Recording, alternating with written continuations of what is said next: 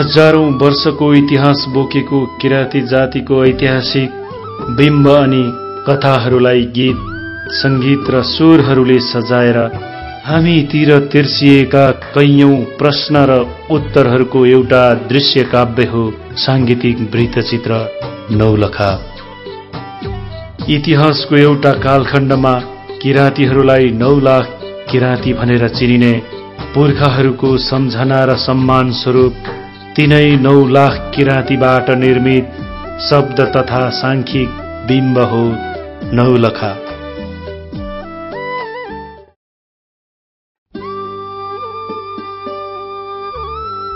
यो अनन्त आकाशको लाखौं ताराहरू जस्तै यो धरतीमा हजारौं पुस्ता अविच्छिन्न बाँचिरहेको किराँती जाति, आफ्नो मेहनत र परिश्रम प्रति विश्वास गर्ने जाति अहिले पनि यही ढुङ्गा माटोमा 10 नङ्ग्री ख्याइरहेका छन्। अप्ठ्यारा बाटाहरूमा हजारौं पूर्वजहरूको पदचाप पछ्याउँदै जीवनको यात्रा नापिरहेका छन्। जिन्दगीलाई आफूभन्दा ठूलो ढाकरमा बोकेर अनवरत सङ्घर्ष गरिरहेका छन्। अब त बुझ्नु पर्ने हो हामीले कमजोरी कहाँनेर गर्यौं। समय धेरै बितिसकेको छ र अझै बितिरहेको छ। सबैले सक्ने हामीले नसक्ने के काम छ? अझै नै उठ्न नसके कमजोरी हाम्रै छ, कमजोरी हाम्रै छ।